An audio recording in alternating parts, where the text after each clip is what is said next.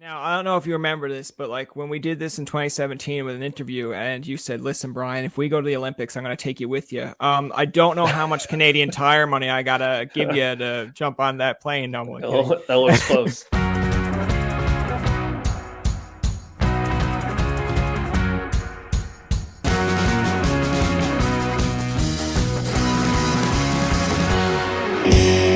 We are here with Brad Gushue. Brad, my very first question for you is, do you like my jersey? I know it's not curling, but it's the closest thing I got to Team Canada. Love it.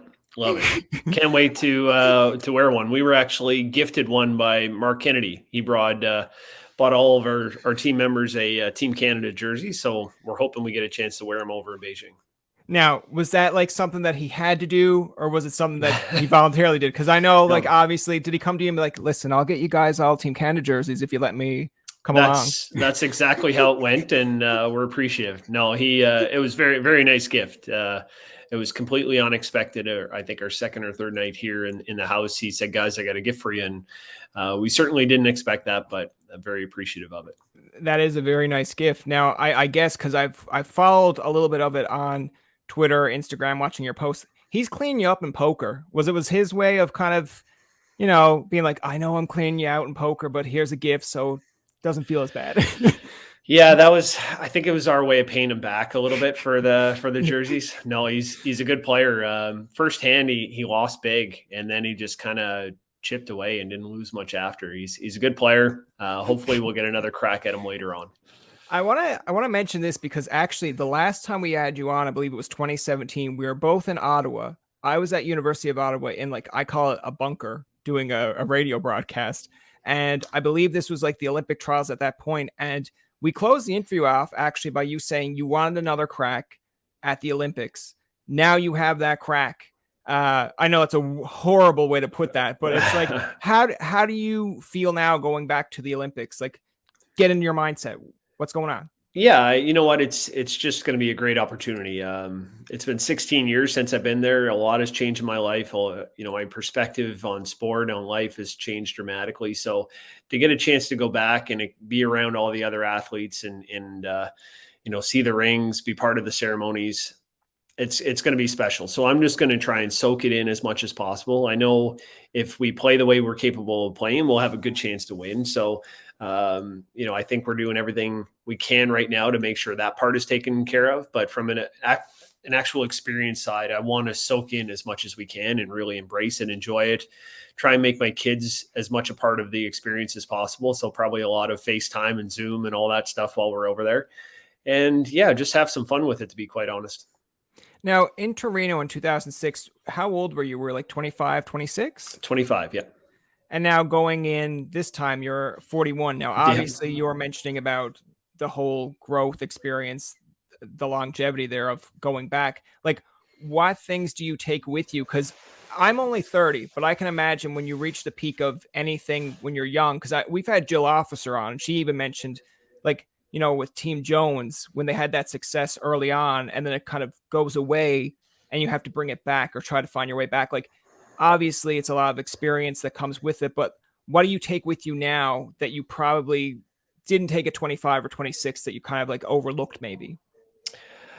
That's a great question, and it's going to be hard for me to answer that until after we experience it. But really, I think we're in a much better place in our curling careers. Like I think we're fully confident in our ability, and we kind of know what we're capable of doing and know what we're not capable of doing. So I think from a consistency standpoint, we're in a much better place than we were 16 years ago.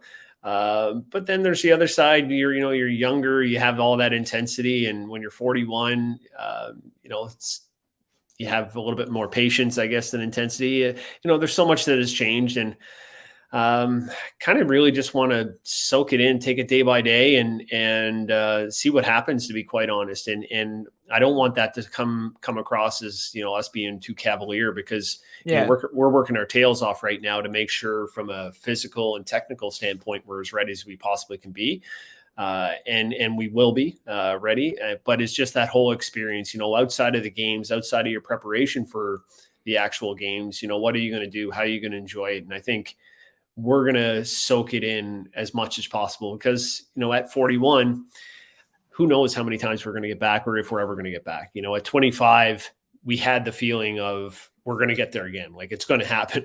Yeah. that started to go away really quick after, as you miss a couple trials and you see other teams going. But, you have to think at 41 that you're not going to have many, if any more opportunities. So just enjoy it, relish it, have some fun with it, and see what happens. Yeah, I actually kudos to that answer, because I was like looking at the question when I was like phrasing it. I was like, does he know what I'm talking about when I'm phrasing it that way? But I want to ask you kind of a little bit of a compliment, I guess, in a sense, because in 2006, I remember it quite vividly. Our school got the day off to watch you play in the Olympics. I know we probably mentioned this prior. Do you think they're going to do the same thing now? Boy, I'm not sure. I guess I haven't even looked at the time of the final or the playoffs and how that corresponds with what's going to happen in Canada, and in particular, probably Newfoundland. I hope that if the game is on during school time, that kids are given a chance to watch it. I know for me as a kid, the Olympics was just such a cool time to watch TV, and it was awesome to be part of. So I think if we can give those kids that chance, and I hear it almost every day, someone, when I'm home will say, I remember you gave us the day off when I was in grade 4 or whatever it was. So that's a memory with a lot of Newfoundlanders that, they know where they were on that day. And if we get the chance to play in a final, which I hope we do, I certainly would love to see the kids have that same opportunity, and not only the kids, but there was a lot of businesses and adults that took the day off as well. So hopefully they have that chance, but we got a long road to get to that point where we can give people that opportunity. And that's going to be our focus, is just win as many games as we can and see if, the other stuff we'll let the politicians and the, decision makers handle that stuff. Yeah, because I remember actually there's a few things that the Telegram had out, like when Dan Cleary won the Stanley Cup, they did like a big kind of, you could order a poster or a picture. And I remember having that. And I think the first one I ever had from the Telegram, because my mom one day was like, hey, do you want one of these things that like it has Brad Gushue and stuff? I was like, absolutely. And then a few, I think it was like once we moved from the Googles up to Witless Bay, obviously the amount of times that you thumbtack it and then move it around, it kind of ripped on me. So like, Brad, if you got an extra one around, no, I'm like, kidding. I don't, but they gave us kind of a printout of the old press that they used to have. I don't think they used it back then, no. But that's what they gave us as a gift, which is really nice. And I still have that at my house, and I believe all of us have it. So that was a special thing for us. And I'm not going to share that one, but obviously, I'm sure we can make a couple calls and see if there's a few more of those than in circulation. I would hope that, like, obviously maybe jumping the gun here, but if you guys win the gold, they'll just do another one, and then they'll be like, hey, remember 2006? Here's another one. I'll be like, absolutely. Yeah. I want another one. Print it. This time I'll frame it. Yeah, I'd love to see it happen. Again, there's a long road to get there, so I don't want to get too far ahead. But those things were pretty cool, and the whole experience around it, especially after when we won, was pretty amazing. But also, to be honest, I don't remember a lot of it because it was such a blur. Like we were just nonstop go, and I don't remember much of it. And I want to make sure this time I slow the whole experience down, right from what we're doing right now in the lead up to the Olympics, to our Olympic experience. And then whatever happens post Olympics is just try and, not get too caught up in the chaos of it all. Because 16 years ago, it was a blur. And some people bring up some things to me that I'm like, oh my God, yeah, that happened. And I hadn't thought about it in literally 16 years. Now, obviously, I want to talk about, because when you talk about chaos, it's Beijing. We're in like kind of a pandemic with the virus. I know when we mentioned it to Jennifer Jones, she was pretty much saying like her whole team's trying to, in lockdown, anything that they're doing themselves. Like she was like, if I'm going to groceries, I'm getting groceries myself. She can't rely on anyone else. Like you guys are, I'm assuming, still in this house. I call it like the Big Brother Newfoundland house. So like, how are you guys kind of maintaining getting your workouts in and maintaining that sanity? Because listen, I know it's a completely different experience, but living with like 5 or 6 guys sometimes you're like, dude, can I just have 5 minutes to myself, please? You know what? That's a good point. A couple things for us. Yeah, we're in a house here. There's 8 of us in here, so the team that's going over, our coaches, our team leader, we're all here, fifth man. And it's been a great experience so far. That it's a fairly big house, but there are some moments where you're just like 5 minutes to it's challenging here to read a book because there's always some noise somewhere and someone shouting because they're playing a game and things aren't going their way. But overall, it's been really good so far, but we are only about halfway through. I think what's going to help us is the fact that we know why we're doing it, and we're doing it leading towards the Olympics. So any of the frustrations you'd probably get living with someone for that period of time are probably not going to be as strong because you know why you're doing it. And we're doing it to reduce the risk of testing positive. And we've almost eliminated all risk by doing what we're doing. Obviously, it's impossible to eliminate 100% of it. We're still seeing physiotherapists and massage therapists to make sure that our bodies are ready for when we go over. But outside of that, we're in here in the house for 22 hours of the day. The other 2 hours we're at the rink practicing, and when we're there, we have the rink to ourselves. So, and as far as food, we're ordering in. It's coming to the front door. So, just taking every precaution because it means a lot to us to get a chance to go over there. And you'd hate to be in the wrong place at the wrong time and end up testing positive. And that's going to happen to some athletes, unfortunately. Over the next couple of weeks, and we certainly don't want to be one of those. Yeah, I can imagine, obviously trying to FaceTime your wife or kids, and there's so many in the background. But when you mentioned it, first thing that came to mind was I wonder how Brent is doing with Jocelyn per se. It's almost like I'm trying to FaceTime my girlfriend here. What's going on? And it's well, we're all trying to FaceTime our wives or our girlfriends. It's not just you, Brent. But I guess he can always say, well, at least she's coming over with me, and then say, all right, sit in the corner. Yeah. Well, he's the loudest one. So he's the one that's making most of the noise. But I'm not sure how much he'll get to see her over there because when we're over there, we want to make sure that we, isolate ourselves as much as possible. We're still getting tested every day over there. And there's still potential of somebody bringing it in. So again, it's going to be something that's going to be in the back, not even the back of our mind, in the front of our mind, right up until we start to fly home on February 21st, I believe. So to be honest, it has to be almost priority number one, because if you don't test negative, you can't get into the games. And if you don't stay negative, you can't continue to play. So, that's kind of your key to get into the house, right, so to speak. And if you don't have that, nothing else matters. So, it has been put as our top priority to make sure we test negative, and then everything else comes after that. Now, this might be a little bit of a loaded question here, and maybe there is no similarities, but in 2006, you brought Russ Howard with you as your extra man. And I guess, again, when you're younger, you want some experience over there just to, guide you through. So I don't want to make it sound like why this guy, but I guess it is my episode, my show, so I will ask. But why Mark? What made Mark the go-to guy? Because there's plenty of candidates out there. Sure, there was plenty of people saying, Brad, I'll get you an extra slice of cake. Oh, it just only took you a Team Canada jersey. Sure, I could have got you that. What made Mark overcome everyone else? Yeah, no, it's a good question. There's certainly a lot of players that could fill that role and do a great job at it. What we felt with Mark he would be the best one for that role, because he could jump into more positions than just about any player. And if you fit him in at, lead, second, third, our team doesn't change much. It's not like we're going to get worse. And when you take other players and you put them in maybe in one role, you're like, okay, we're probably a little bit weaker there. And if you can get 3 positions and potentially 4, because Mark Nichols would jump up to skip, and he's proven that he can do that as well. And Mark Kennedy would play third if something happened to me. All of a sudden, no matter what happens, we're going to be able to field a team that's going to be competitive.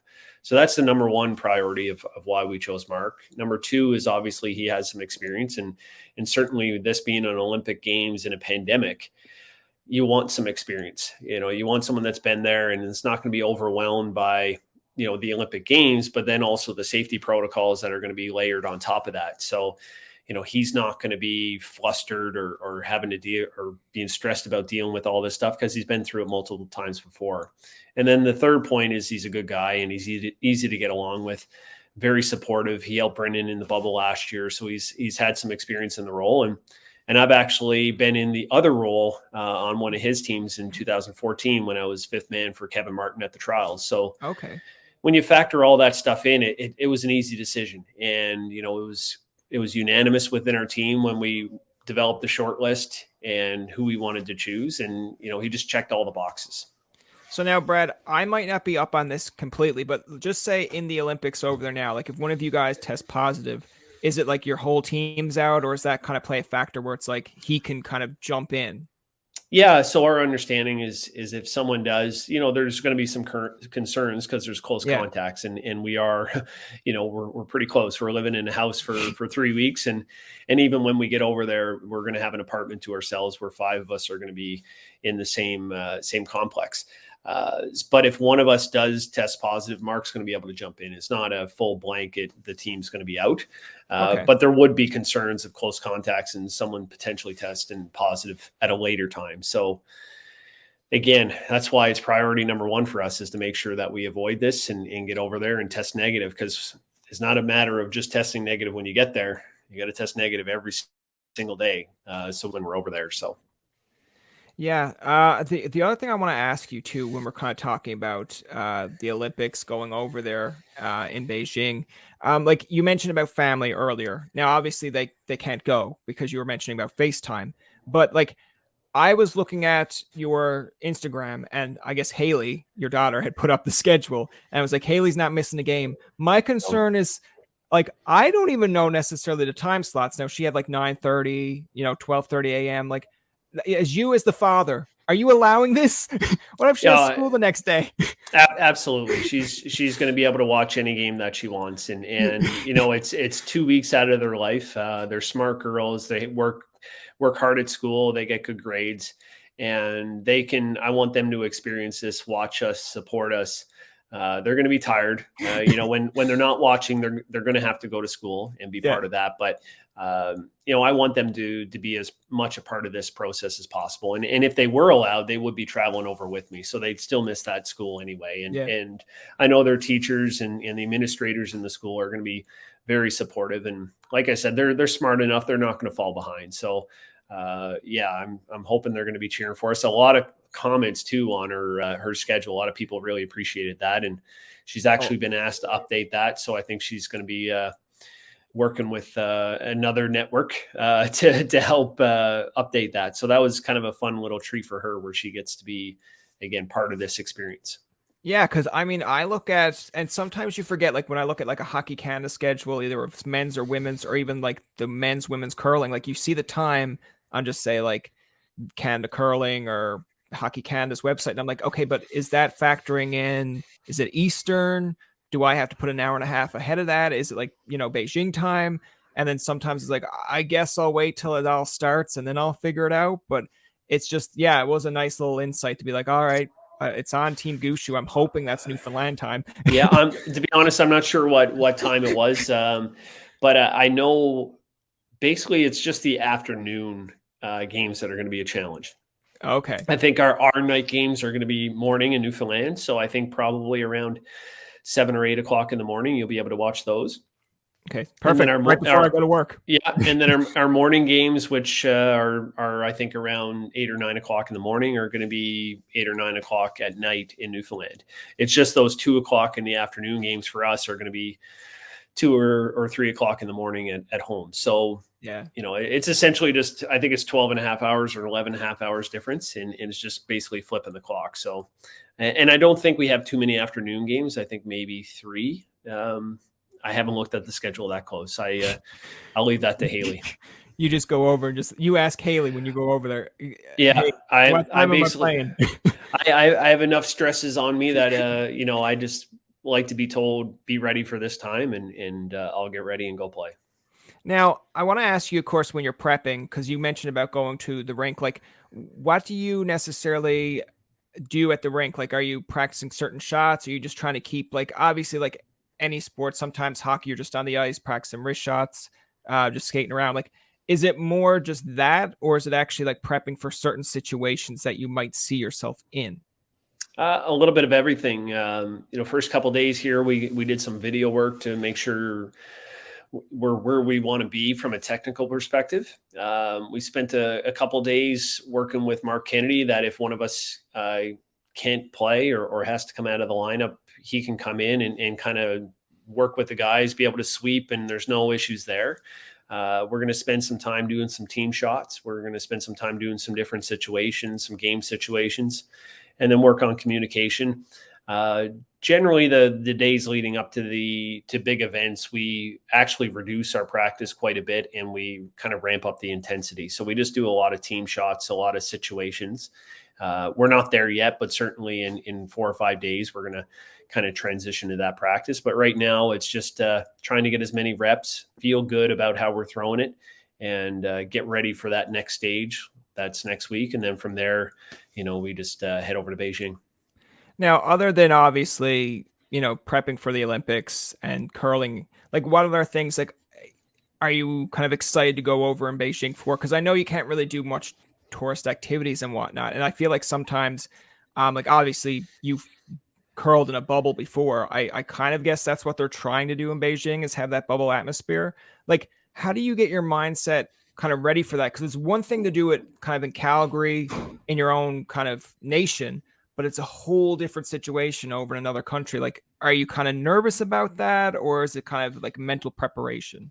Yeah, I think our experience in Calgary is going to help us quite a bit. I think we're playing enough that it's going to keep us busy enough that we're not going to be in the room getting too idle. I think there's obviously a period of rest and recovery that you want to have after any game. So once you factor that in, we might have a few hours there where you're kind of twiddling your thumbs, but we're bringing over some stuff to keep us busy, whether it's video games or some movies and things like that. And also there's going to hopefully be an opportunity for us to go and see some other sports as well. We're not going to go out of the way to do that, but if we can, kill an hour or two by going to watch some speed skating or figure skating or something like that, we're going to take that opportunity. So I don't expect us to be kind of sitting in the room just thinking about our experience. I think we're gonna be active enough and busy enough that the time's going to pass pretty quick. Now, I don't know if you remember this, but like when we did this in 2017 with an interview and you said, listen, Brian, if we go to the Olympics, I'm going to take you with you. I don't know how much Canadian Tire money I got to give you to jump on that plane. No, that looks close. yeah. I don't even know if that's worth a lot, to be honest, Brad. Like that just looks like I just found this rolling around somewhere. That's like maybe $1. I want to ask you for our final question here is, in the prep, obviously for the Olympics, you mentioned about, in the house, trying to maintain some sanity as well. But like, what things are you kind of, I won't say worried about, but really kind of like from 2006 when you first went to now, like you've been in a lot of briars, you've won one here in Newfoundland, but like, what's the experience that you're taking with you for, someone like Brent that's going over for the first time? Like, what are you kind of telling him? Obviously he's there with you, he's won, but this is the Olympics. He mentioned in an interview that 2017, nothing's topping it. Brent, I got news for you. This is the Olympics. If you come home with gold this time, I'm sure that tops it. I'm not convinced that would be the case. I think for us as athletes, sometimes it's big moments and that's what you play for. And when we all look back at 2017 in the Brier, playing at home with the pressure that we felt and the way the whole week shaped out, that's going to be tough to beat. I know it's not the Olympic Games, but for us, that was huge. And I've always said that I'd put that right up there with our gold in 2006. Now, maybe this would surpass it, but I think that's the benefit that Brett and Jeff have. They're rookies at the Olympics, but they played in some really big games, whether it's World Championship finals or Brier finals, trials finals. They have that experience. They don't have the experience of seeing the Olympic rings and everything else that goes on around it. But from a curling perspective, when we get into those big games, they have some things to look back on and rely on and build off of. So I think they're in a good place. I think for us, the least amount of stress right now that we're having is based around the actual game of curling and going out and competing. I think for us, it really is just about making sure that we're able to play and we get there, we test negative, and that we're able to maintain that throughout. I think that's the biggest stress. And that's, something that from a mental preparation standpoint, we've had to work on and think about. And there's a lot of things that are out of our control, but unfortunately those things that are out of our control have a significant impact on our ability to compete. So, there is that layer that every athlete going over right now has to deal with. Absolutely. My final question for you before we wrap it up is, with all this being said, doing the Olympics and whatnot, like you did have a kind of a somber moment. I know we're in like a pandemic, but you actually got to curl with your daughter in a mixed double and win silver. Do you think Haley has a future here in curling? Are you down, like, when you're practicing, going like, come on, Haley, you got this. I want to see you in the spotlight with me. No, I try not to put any pressure on her. I really want her to find her own path. And if that path takes her down the curling route, then I'll support her as much as possible. As a father, I'm trying to expose Haley and my other daughter, Marissa, to as much opportunity as possible, whether it is curling or dance or soccer or whatever avenue they want to go. And they're too young to make that choice yet on which sport they want to focus on. But when they do, if they do choose curling, I'll be there to support them and coach them and help them through it. But I try not to give too much pressure. But each time we do go down and throw rocks together, we have a draw of the button, and I do give 110% on that. So when they do beat me, it will mean something. So they know that Daddy's not going to just roll take it easy and let him win that one. Brad, thank you so much for doing this. Listen, I'm rooting for you. I'm going to see as many games as I can. I can't promise I'll stay up for like the 2 and 3 ones because, work. But I'm wishing you the best of luck, and hopefully you'll come back with gold. Perfect. Thanks. Appreciate it. That's going to do it for this episode of Tobin Tonight. Our thanks to Brad Gushue for coming on to the show. Remember, you can get past, present, and future episodes on TobinTonight.com, Spotify, and iTunes. Follow us on Twitter, like us on Facebook, and leave a comment or two. For Tobin and myself, this is Jacob saying thank you for listening, and good night.